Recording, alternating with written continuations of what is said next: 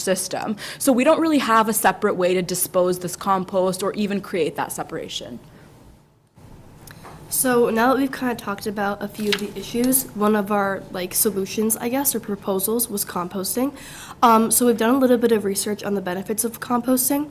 One of them is that composting in schools can drastically reduce the amount of waste sent to landfills. So landfills make up this really valuable space within our community. And by composting, we're able to take all of these nutrients from our food and create these really great nutrients to kind of improve our soil, make it better for local gardens, communities, places like that. So some research we did was that on average, a school in America produces about 530,000 tons of food waste annually, which is a huge amount. But composting can actually reduce up to 50% of this waste. So for an example, a composting program that's implemented in a school cafeteria can divert more than 60% of food scraps and organic materials from this landfill. So instead of taking it all to the landfill, we're able again to contribute to these healthy, sustainable practices and in turn help the local farmers and just create a more sustainable environment and community. So this also, it does conserve valuable landfill space, but more importantly, it really helps our environment. So it helps reduce methane emissions, which is a greenhouse gas that is 25 times more potent than carbon dioxide. And not only is it beneficially environmentally, it's also incredibly cost beneficial.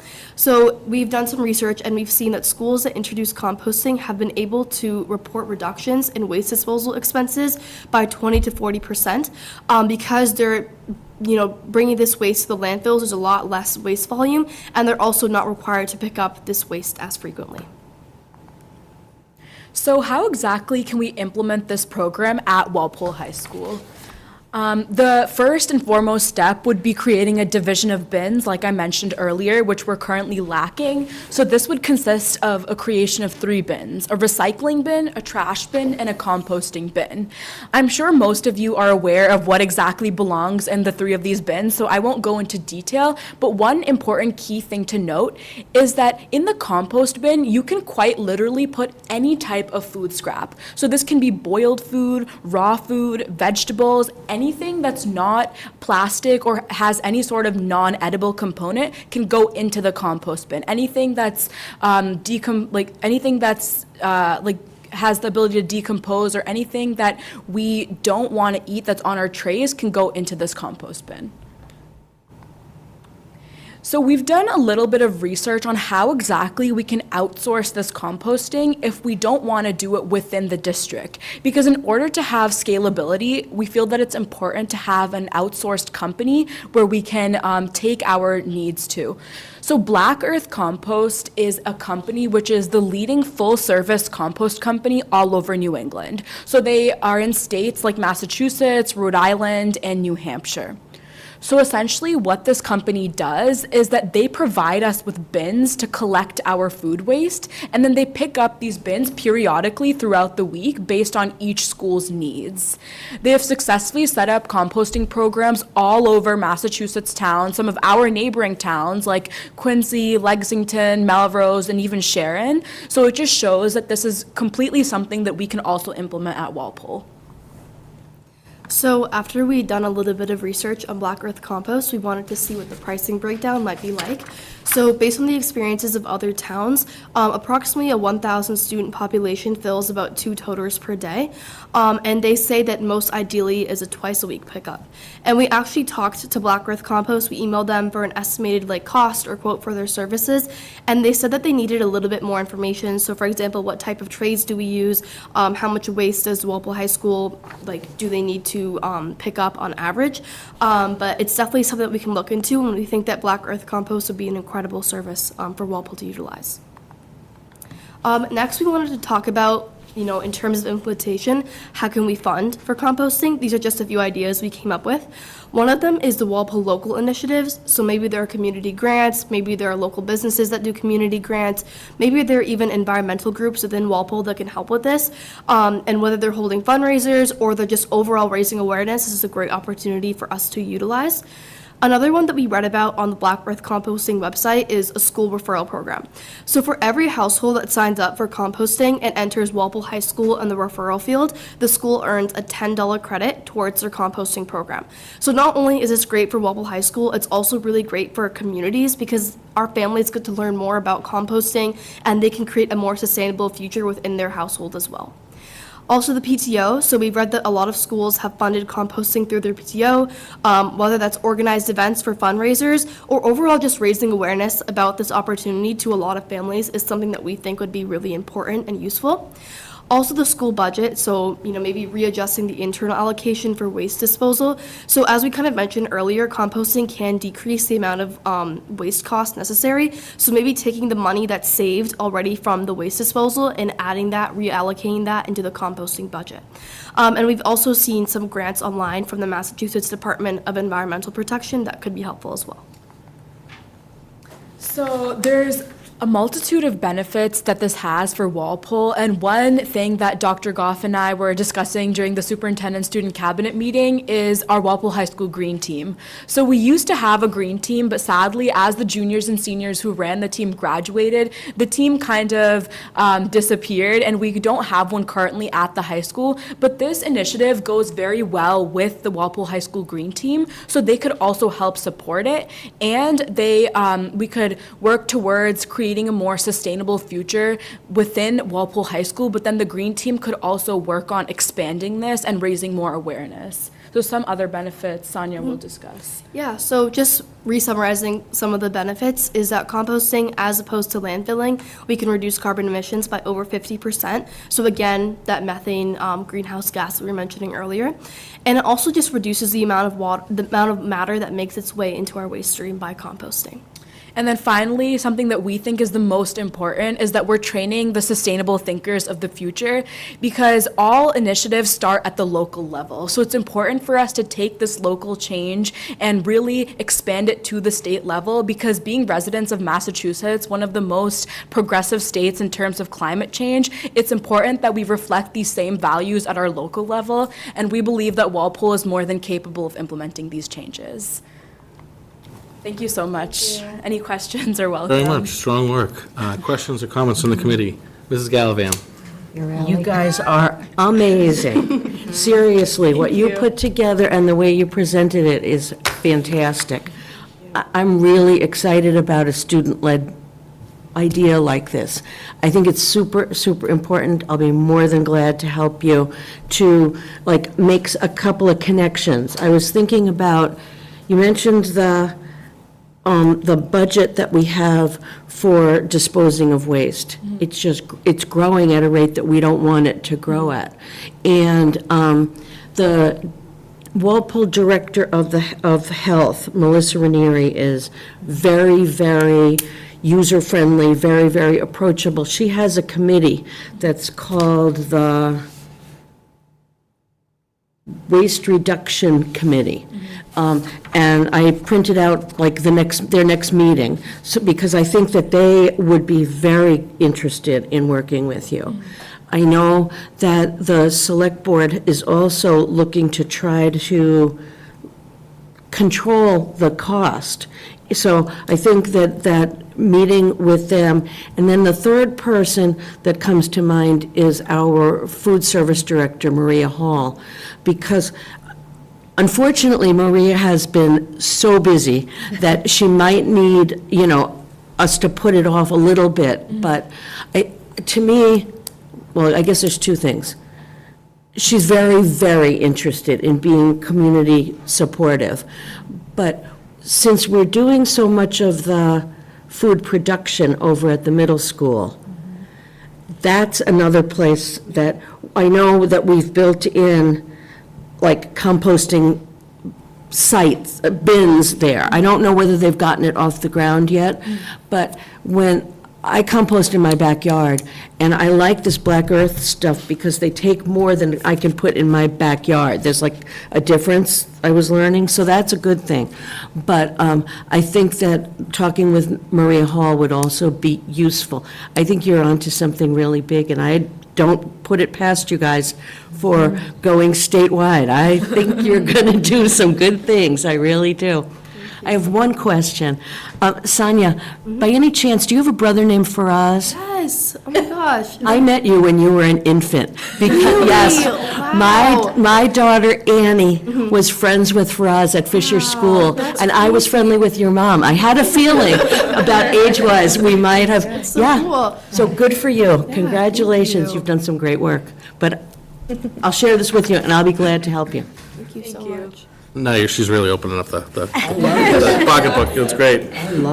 Ms. Denizio. Excellent work, as always. Another contact I would maybe add to your list is the Department of Public Works, Rick Mattson, because I know my husband is a principal in the public schools of Brookline. His school was actually the one where they piloted their program, and the DPW was integrally involved in setting that up and also funding it. So I think that would be a valuable contact to add. I think, you obviously have a lot of passion for this, and I think it's a very well thought out plan, and I think there's all the reasons in the world to say yes, let's do it, right? And there'll be tons of excitement about it, and the only sticking point that I anticipate you running into is the funding mechanism for it.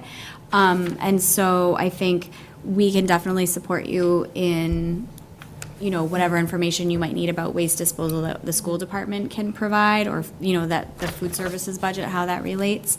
But I would encourage you to go deeper with the grant possibilities and really looking at how these other schools have funded it, because that's always the number one worry for the people who are making decisions. And the more information you can give them about, the sustainability of it financially, will make it that much easier for them to say yes, Definitely. Excellent. which we hope they do. Further questions or comments? Superintendent?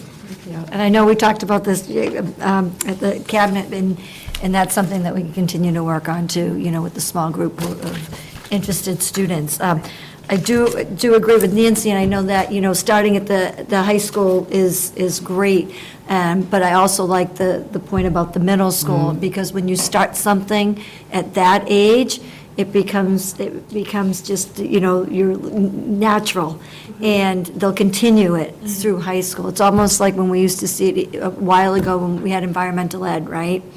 And in fifth grade back then, the students would sort and compost, and when they got back to the schools, you saw this change. They learned it. So having that at the middle school, I would be on board with that. And I think this just shows another opportunity. I think we've had a couple of school committee meetings, which shows the power of student voice and students getting involved, right? We had our two from our strategic planning. We've had mental health at the end of last year, and now these students. So nice job. Very good. I think that when we talk in this space, and some of us have sat here for a while, what I've noticed as the years go on, and I think is a strength of your presentation, is I remember when I started on the school committee, we got a lot of great ideas, and I think I really want to commend you on really tackling the how as well. And what we do here, it's the best time of year to come talk to us, because we are just about to begin our budgeting session. But a lot of times we take the great idea that has a large amount of consensus, which is what you have, and try to figure out how do we cobble together the how and the funding. So I love the fact that you looked into Black Earth and the credits. I believe we already use Black Earth as a community, so that's something you guys can chase down, see how many credits we may already be available to. Look at the way we use our revolving funds in the cafeteria, as well as, perhaps you may want to, in the interim, as you sort of do your homework, you may want to just set up a couple of compost bins, knowing that they're going to be trashed, but just to say, okay, we can see exactly treat it like a science experiment, over the course of 2 weeks in November, we've seen that we filled up 9 barrels or 8 barrels in the week, so that you have that kind of empirical data to help you when you work with all these people in town, because the follow-up is always, how much exactly is this? And so I think that's great. And thinking about offsets, we do that with the electricity bills. Now we say, hey, we'll put solar on the roofs, and we're going to get credits. That's going to offset all the new devices that we put in, because we all know the devices are the future. So I think that it's a strong proposal, and we'll take this under advisement and kind of help you behind the scenes as you interact with some other of our colleagues in government. So thank you very much for coming out. Thank you so much. Take care. Good luck. Thank you. Thank you. Sure, we'll see you soon. We'll want to report at the end. Thank you. Take care. Moving on to our second item of new business, we have our diversity, equity, and inclusion update. We have Ms. Naomi Austin, who's our new director. Yes, Superintendent, welcome. would you like to I'm not going to introduce say her? much because I do not want to steal her thunder, because she's going to introduce herself. So welcome. Welcome. Thank you. Good evening, everyone. I'm Naomi Austin, Director of Diversity, Equity, and Inclusion here at Walpole. I'm excited to be here with you all. I'll share that this work is really personal to me as a Walpole community member and also as a parent of a future Walpole Public School student. So I'm really committed to this work and excited to partner with you all and our school leaders. So I'm just going to share a little bit about some of the work that I've been engaged in and then some upcoming priorities that are on my focus. So within the past month that I've been here, I've been really focusing on professional partnerships and leadership development. We partner with a bunch of different collaboratives and have some great partnerships. We've been doing some work through MECO HQ and with our directors, and this has been a great opportunity for me, joining the community and partnering with leaders within Walpole to kind of come together and look at our shared vision, as well as partnering with other districts and using them as thought partners. So there's been some conferences that I've already been able to attend and a lot of upcoming ones that I'm really looking forward to as well. We also have some student groups that I've been able to partner with, and I think that that's really important for our students, especially our older students as well. So this has been a priority of mine and something that I will continue to do, but it's been great diving in with our Walpole leaders. So these 6 ideas, or I'd say themes, kind of emerged out of some of my beginning stakeholder conversations that I've been having. In conversations, these are things that I might have asked about or that have been organically brought up by a variety of stakeholders, and so I thought it was important to highlight them.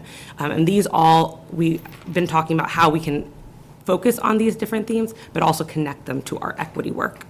So the culture of schools, in every district, we have district-wide themes and goals for our schools, but each school is unique. And so it's been great to learn about the culture of each school and their buildings and uniqueness, learn about their family communities and their students. And so that's been one of my first priorities. Thinking about professional development, how that exists at the district level, and how that looks in each school building. This has been a conversation where I've been doing a lot of learning, but also really thinking about how we can continue to grow our professional development for our educators, specifically around our equity work as well. The professional development conversation has tied right into curriculum development. At elementary level, we have a new ELA curriculum. We've been talking about courses at the middle school and high school. And so in those conversations, we really want to think about our instructional and practices, how they're culturally responsive, what professional development we can provide for our educators, and what already exists, and how we're continuing to center equity in those conversations as well. So that's been the beginning part. I would say also with our restorative practices, thinking and considering student behaviors and student needs. So that's been a big part of my conversations. Family engagement, what does that look like? Where are the voices that we haven't heard from in our community that we want to continue to invite into the conversation? And then our district-wide policies. That's been great for me to kind of come in and see what policies exist.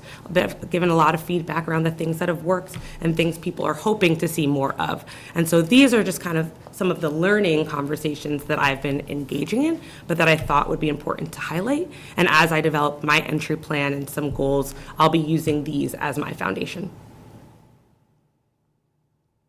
And then I just wanted to kind of highlight some priorities that I'm currently doing, but things that in the upcoming weeks and months I will be focusing on. As I mentioned, DEI goals, really wanting to develop these. This is kind of a top priority, but this will be done once I've really completed a little bit more of my listening and learning tour, and in partnership with our district strategic plan goals. So wanting to be really intentional around those. Stakeholder meetings, it's been great meeting with building leaders, but there's a lot of other stakeholders I would love to meet with. It's families, curriculum coordinators, departmental heads, and so I'm hoping to continue those conversations, whether it's organically or setting those up as well, because that will really be informative in the work that we plan ahead.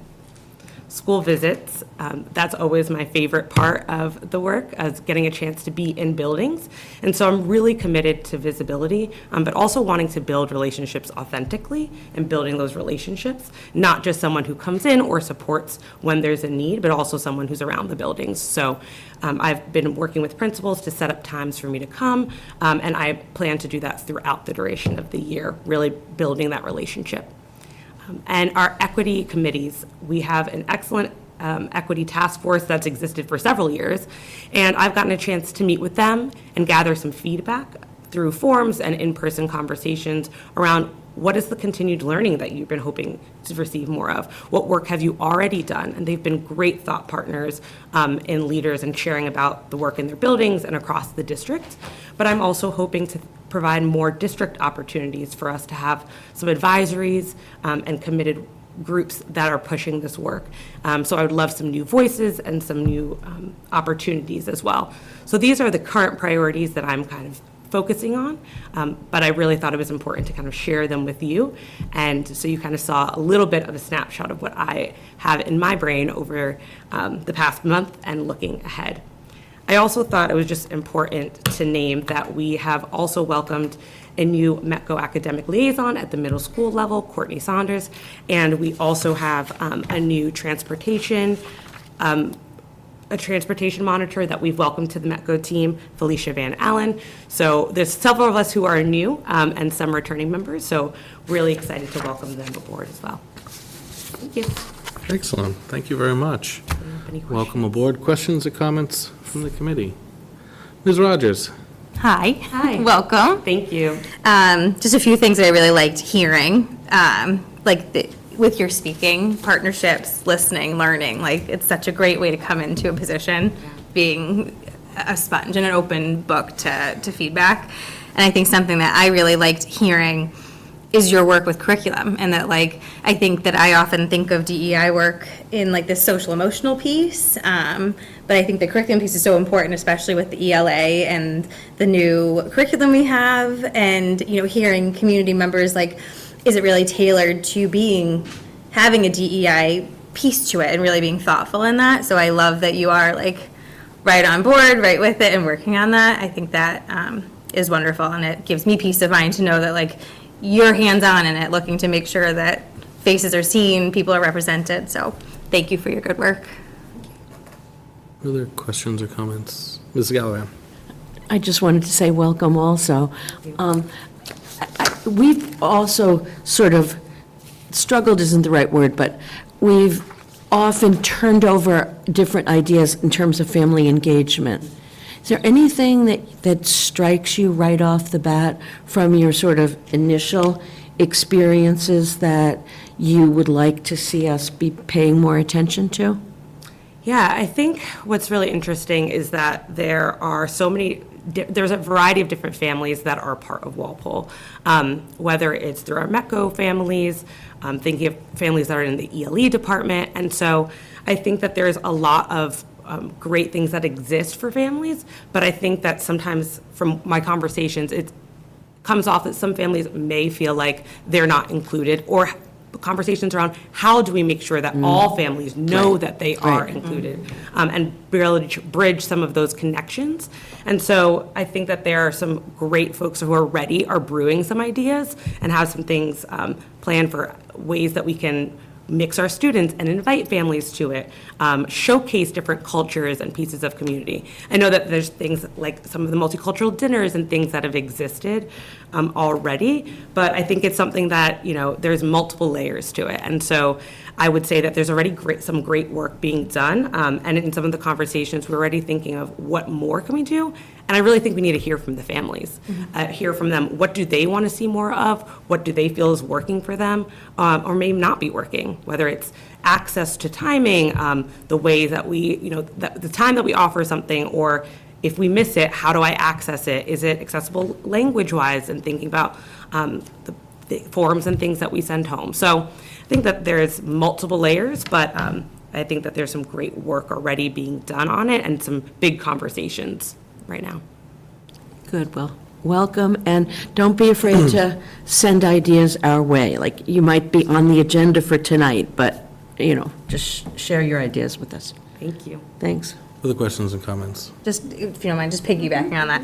And I can't remember if it was here or if it was in Westwood work that I'm doing, is the QR codes, like forms going home and QR codes being available, like not having to send home necessarily like all these different forms, because, teachers are trying to get everyone out the door at the end of the day, but having QR codes available for translations, I felt like was such a great, easy way to be like, if you need this in a different language, scan. I know that QR codes might also not be accessible, but it was just a good idea, I thought.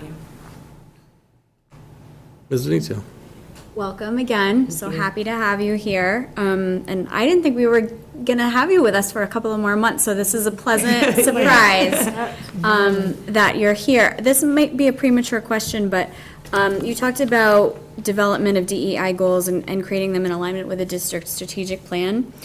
In the previous iteration of our plan, we had a very specific DEI goal, and there were like very specific action steps and objectives underneath it. The formatting seems to have changed, and the plan itself is more overarching. So my question is, where would your goals live, and where could people perhaps access them, or how would people come to understand what those goals are? Any type of stakeholder. Yeah, I think it depends. I would say that they should live and be really public-facing, right? But I do think that the intricacies of it may depend on who you are in the community. If you're an educator and thinking about some of the goals that are in alignment with instructional practices and work, we might have those more spelled out within staff meetings and in some of our workshops and training. I think there is really important information that we want to share out with our families around the work that we're doing in a more general lens around the overarching goals that might live on the DEI website or just on our Walpole public-facing page, so families know that there's a place that they can go and find out what are teachers working on, what are some of the overarching goals that our district's committed to when there are questions. And so I think that they're depending on, I think overarching, it should be on the website and it'll be a place that people can look at, but I think some of the intricacies and what that looks like may be more accessible through schools.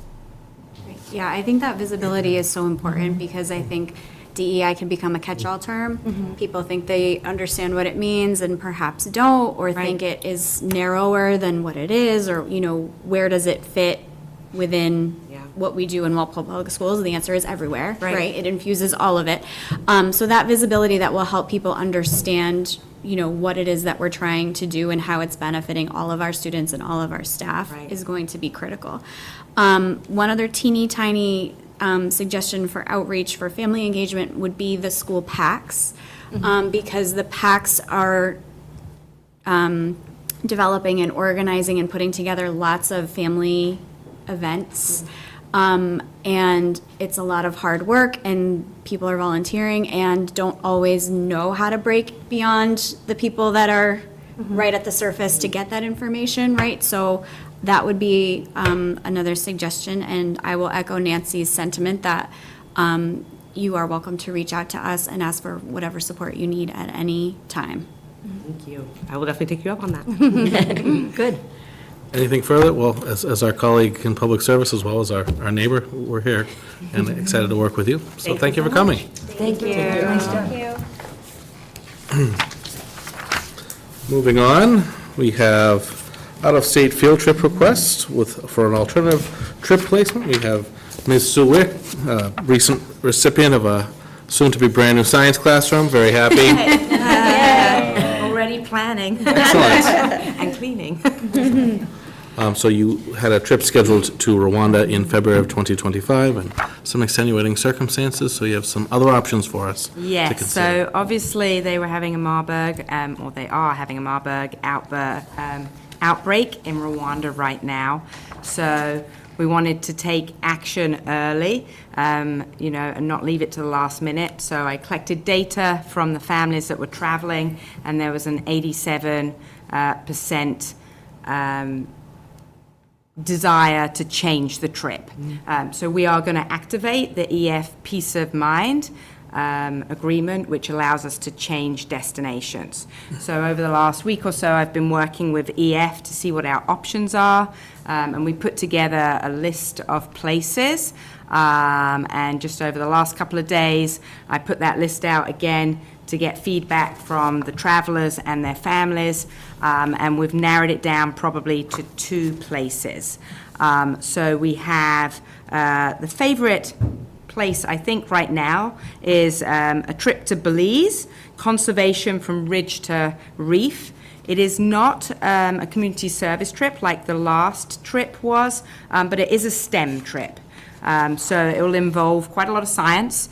They'll get to have a total mix of travel from the mountains right down to the reef. They'll be involved in projects like reforestation, transect studies in the water, snorkeling, gathering data on plant species and all of those kind of science techniques they're going to be participating in, as well as some fun activities like zip lining through the canopy of the rainforest, and then the really all-important cultural immersion piece, which I certainly look for in all of the tours that I take students. And so they're going to get to do things like participate in traditional basket weaving, Mayan dances, make their own tortillas and then eat them, so they better be good. Learn some traditional drumming techniques, and eating and mixing with local people. So that's the Belize trip, which there's been a lot of interest in. So I would say over 60% of the respondents, that was their first choice. And that does seem a trip that EF thinks that they can support and get us there and make it work within that time frame. The second place trip that also was interesting, and like I said, I'm just still working with EF to kind of finalize exactly all of the details. The other one is an expedition to the Amazon rainforest. So again, we're off the beaten track. We would be literally getting to our Amazon lodge by river, by boat, way out there in beyond, right in the Amazon rainforest, and we will be participating obviously in a lot of night hikes, day hikes, canopy hikes, working, well, not so much working, but visiting local indigenous tribes and really trying to understand how their lifestyle is so different from ours. So that would be that trip. They're both shorter than Rwanda. Rwanda, I think, was 12 days. Belize is 8 days, and the Amazon is 9 days.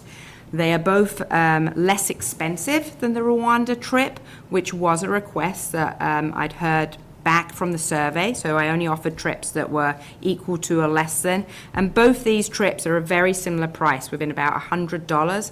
We don't have the exact amount yet, but we're probably looking at the families receiving a refund of about $1,000. So I think that will make the families happy. Okay. What questions can I answer? I don't have all the answers yet. It's a work in progress. Well, Ms. Wick, I know you have done this before. I think during COVID, we had a couple of times we had to pivot, I guess. For me, the only question would be, I don't think we need to take you out on another night, but perhaps when it's fully finalized, what you're doing, maybe bringing it back to us and we can get you the approval then. But other, kind of specific questions about what's percolating from the committee, Mrs. Gallivan? Yeah, I just wanted to understand, are you going to pick between Belize and the Amazon? There's going to be one trip in the end? Most likely it will be Belize because that's the favored trip. Sure. But I just want to touch base with EF before I, send it out, make sure like I can give them the details, like, well, how much is it going to cost, and answers like that. But it's looking like it'll probably be Belize. They both look very interesting, and, Yeah. I just wanted to be clear with people that in the end, it's going to be one or the other. Correct. And when we do make that decision, we'll obviously send it out to the families, and then they will have some options. They can obviously either travel to Belize, if that's the trip, or they can potentially switch over to the Chile and Argentina trip, which is running at the same time. I think there's still 3 spaces open on that trip. Or they can take a future travel voucher, which is for the full amount that they've invested, obviously more applicable for a younger student, potentially, although they can sell them, but I think that's usually the route people prefer if they're younger. Or they can get a refund. It's not an entire refund. They have these deadlines, and EF has been working with me because the 110-day deadline was supposed to be tomorrow, and they've given us a week extension, so a little bit of wiggle room to work through this. But after that 100-day, you don't get as great a refund. Right now, the students would get all money minus the $95 deposit and their insurance policy. So, that's if you took there's 2 tiers of insurance, so that's if you took the higher tier, I guess. If you took the basic tier, there would be a $500 penalty. So that would be their refund option. That was going to be my other question. Okay, Excellent. thank you. Further questions or comments from the committee? So are we holding off on voting until it's finalized, or Could you wait until the 14th for us to approve it, do you think? We should probably, To her to go ahead and yeah, we plan can, it? yeah, we can Just give you a because consensus. the first is that 110-day deadline. Well, we'll definitely, I think, the approval from us is just to let you go out of the country, so you have that in. You can go out of the country whenever you want. I would say, I'd feel I would comfortable say- voting. Want to do it, okay. yeah, because I think what we've heard from Ms. Wick is it's the same time frame. It is it's an itinerary that exists with the company that we work with anyway. It is a lesser expense. Input has been solicited. Good stuff. And All right. there are choices, right, for students who, if they decide they don't actually want to go on this particular trip, they have some other options. So I would agree with Mrs. Gallivan. I think we have the information we need. Cool. Mr. Breen? Motion to approve the trip. Second. Motion by Mr. Breen, second by Mrs. Rogers. All those in favor? Opposed, abstained? Well, wherever you go, have fun. Thank you. We'll be sure to report back to you. Excellent. You know what would be great is if the students would come. Oh, too. I You know, always have the students that- come. I think That really means a lot. And Exactly. it's been a little while since we've done that, so that would be Yes. nice. Yes, since Excellent. Thailand, so. Thank you. Good night, no. Moving on, we have Superintendent's report. Dr. Goff? Yes, it has What happened this been a busy 2 weeks, let me tell you. So we'll start. Last Tuesday, I attended the MassQ conference at Gillette Stadium, and that's really New England's leading educational technology conference, and that's held in partnership with the Massachusetts Association of School Superintendents. It's a 2-day conference.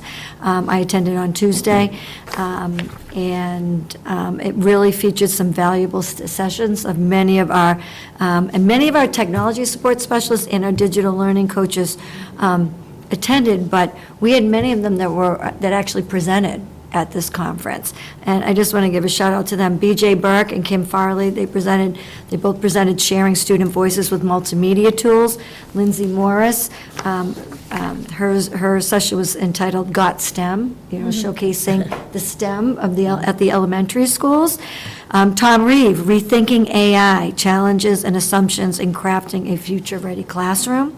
And Karen Wolf, she taught 2 sessions, Tech It Up a Notch, Transform Your Teaching with the Top 10 AI Tools, and then Coloring Outside the Lines was Canva, Beyond the Basics. So I wanted to acknowledge them and thank them for representing Walpole Public Schools so well.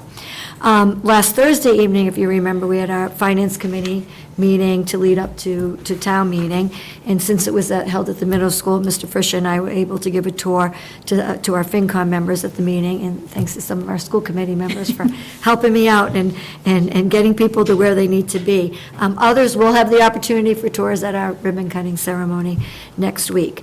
And then on Friday, Walpole High School is one of several districts affected by a swatting hoax, and that resulted in a shelter in place. There were many others. I think Weston, Wellesley, Wayland, I don't know if it was a W day. Sharon, Stoughton, Somerville. I believe Salem High School was just this past Monday. I do want to thank the staff and administration and our students for their response, and especially thank the Walpole Police Department for their unbelievably swift and coordinated response. The police arrived like under a minute. It was incredible. Initiated the shelter in place, secured the building, and ensured there was no credible threat. In terms of these swatting calls, we can't stress this enough. The goal of swatting is to create and escalate chaos and disruption. That is the ultimate goal. And a lot of these calls are from out of the country. Evacuation, the experts and the police would say, would potentially places students and staff in potential and further danger. That is why we have a thoughtful and calculated response. The Walpole Police Department, Principal Imbush, Dr. Hahn, and I have all been trained on handling swatting incidents. But with that being said, although this was a swatting hoax, the incident must have been and was taken seriously by both the police and the school, and our protocols worked well. From the police response to the timely communication we sent to families, I think from when the call came into dispatch, all the way to when the last piece of communication went.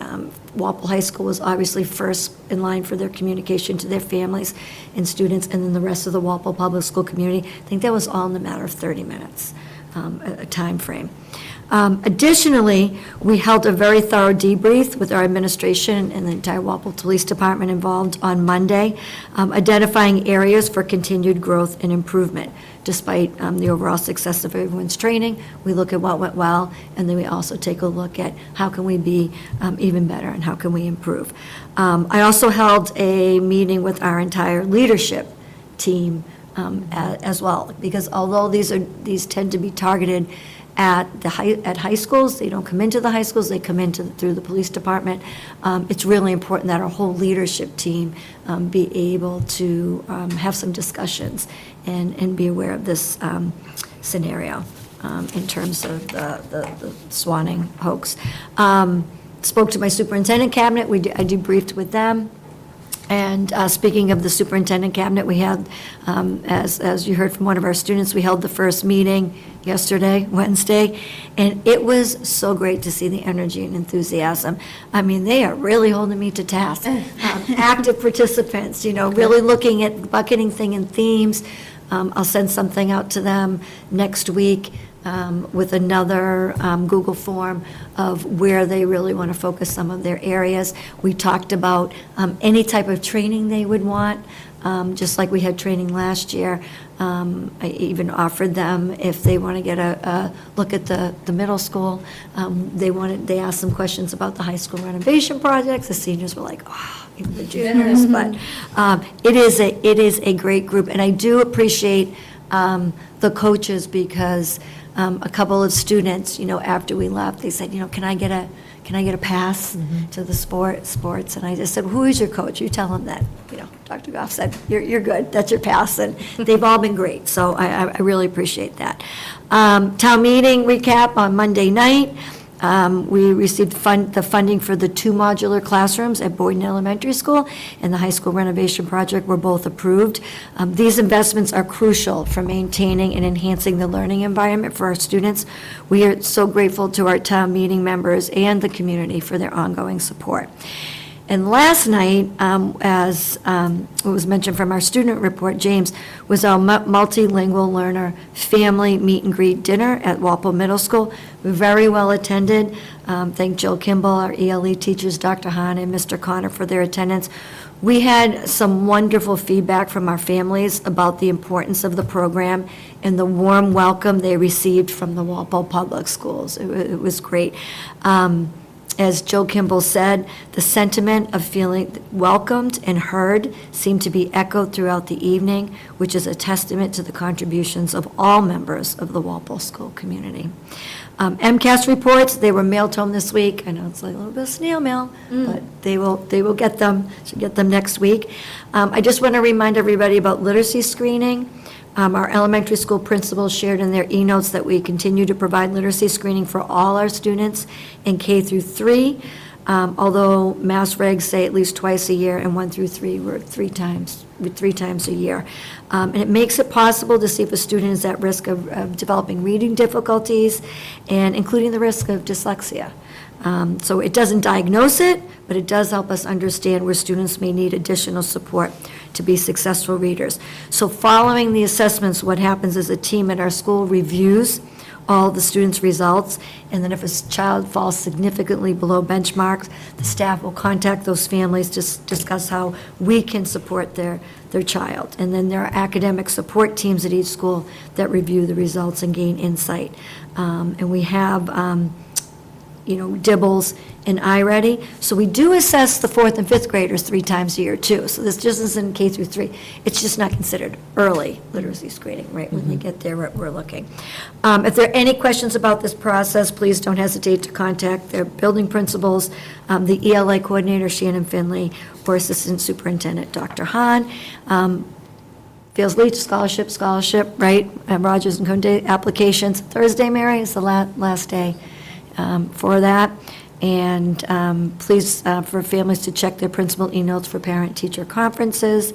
And finally, be reminded there is no school on November 5th, right? Because the staff will, but the staff has PD that day, so they will be at the schools. And then the 11th, we observe Veterans Day, and therefore there's no school. And daylight savings, we fall back the 3rd, the weekend, that Saturday, Sunday, fall back. So, thank you. Questions or comments for Dr. Goff? Mrs. Gallivan?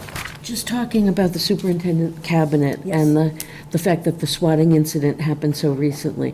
Were there any, important perspectives that the students shared with you that you felt were, No, valuable, or- I think that in our debriefing, they talked about, what they felt went well, any questions they had about, shelter in place, and, do we lock doors, do we not lock doors? And, I talked to them about, yes, you want to lock your doors, because if anything was ever elevated to something further, that's one less thing that a staff member has to do. They were incredibly grateful to the police department. I think they're familiar with, our SRO and police being in there, probably not at that level, but it also shows them that, we're here to protect them and feel safe. And if somebody might get after them a little bit, it's really, safety first, versus the emotions. The emotions are important, but safety is our ultimate priority. Thank you. Further questions, Dr. Goff? Seeing none, middle school building project, old business. Mr. Breen. The ribbon cutting is next Thursday. And I'll add on time and on budget. Am I supposed to say that, right? And the lot looks great. We're just about there. We have to be there. We don't have a choice. So it's looking good. Excellent. Mrs. Galligan. Can I suggest that we use that sign out front to invite people Yes. to the ribbon cutting and to thank the Walpole community for the support that allowed us to build that building? So, I think that people, like at town meeting, know about the ribbon cutting, but the whole community supported this. So I think it would Definitely. be That's a great nice to idea. invite people to attend if they want to. Great idea. Beans, anything else? Just out of curiosity, outside the middle school, but what about the ones in the center of town? That say, voting come out, who do we talk to about maybe getting something on one of those? Well, definitely the high school one, right? Because we control that one. Yeah. We might go, yeah. We I know think people. I think it's important to share it with the community. And October 30th is a Wednesday, I believe. Wednesday at 4:30. Scared me there a little, Mark. Oh, it's Scared Wednesday, me. sorry. Monday and Tuesday are the back-to-school Yes. nights, 6th grade, and then 7th and 8th, and then, so it'll be another busy week, but a fun week. Cool. Anything further on middle school? High school project update. As Dr. Goff said, we were very successful. We had a great night on Monday night. We're very grateful to our colleagues on town meeting and in town government for getting us here. Unfortunately, our colleague Kristen couldn't be with us, who did so much work on the working group, and Shauna Ahern before her, but Kristen did those FAQs that were, I think, instrumental. We had a tremendous, the week before, Steve Imbush led a tremendous tour that we had, I think, 40, 45 town meeting members hop on and asked a lot of great questions, answered a lot of the questions ahead of the meeting. So we're on to the next phase. I know I believe they opened some of the bids, and the permanent building committee was before the select board earlier this week, so Yeah, I think we We're go off to the right from races. ribbon cutting, and then the following Tuesday is the PBC meeting, so Yeah, excellent. we are rolling. I think it was also really gratifying that a vote like that requires a 2/3 majority at town meeting, and it ended up being a near unanimous vote That's in correct. support, which was great. And I think town meeting members really took the time, whether they came on the tour or watched our public hearing or reviewed what was on the website.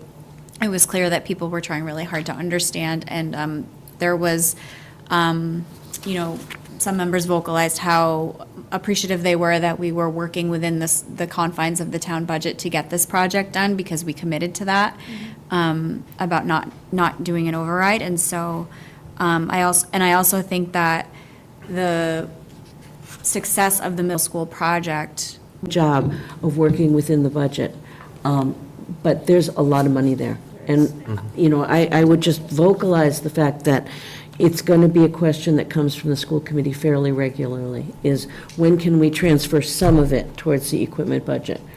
And then gradually, most of it into that budget. Strong point. Anything further? When's the groundbreaking for that? Oh, let me get I to was the on a ribbon roll, cutting. right? May as well keep going. Excellent. Subcommittee activity. We had a few subcommittees meet since We last had year. a curriculum subcommittee meeting where we reviewed the curriculum review cycle. Dr. Hahn reviewed that. He and Shannon Finley gave a K-5 literacy update, and we discussed the school committee curriculum presentations for this year. Excellent. I get it all? Yes, you did great. Cool. Seeing no other things, we'll move on to warrants. I'm sorry, citizens' comments. Seeing none. Warrants. I'd like to make a motion to approve the following warrants. We have an accounts payable warrant for payroll, warrant number 2513 PS, for the amount listed in your packet. Second? Motion by Ms. Rogers, second by Ms. Denizio. All those in favor? Opposed? Abstained? 500. We have accounts payable for schools, special education warrant number 225015, for the amounts listed in your packets. Second? Motion by Ms. Rogers, second by Ms. Denizio. All those in favor? Opposed? Abstained? 500. And finally, accounts payable for school, special education, and food services under warrant number 225016, for the amounts listed in your packets. Second. Motion by Ms. Rogers, second by Ms. Denizio. All those in favor? Opposed? Abstained? 500. Someone like to take the gifts? I'll take the gifts. I'd like to make a motion to approve the OPR PAC playground cart, the amount of $887.13 for Old Post Road School. Second? You could do them all together. Okay. And the Bay State Textiles donation in the amount of $43.20 to the middle school, and the community gardens donation of $35 system-wide for a total of $965.33. Second. Motion by Mr. Breen, second by Ms. Rogers. All those in favor? Opposed? Abstained? 500. Someone like to take the minutes? Do it. Motion to approve the October 10th, 2024 school committee meeting minutes. Second. Motion by Mr. Breen, second by Ms. Rogers. All those in favor? Opposed? Abstained? 500. And a motion to approve the October 17th, 2024 curriculum subcommittee meeting minutes. Second. Motion by Mr. Breen, second by Ms. Rogers. All those in favor? Opposed? Abstained? 500. Take us Motion to home. adjourn. Second. Motion by Mr. Breen, second by Ms. Rogers, who's on a roll. All those in favor? Opposed? Abstained? 500. We'll see you on the 30th. We don't know if he's coming. He wants to, if not, I'm gonna, that's nice and quick, I'm gonna cross him out, we'll leave a placeholder.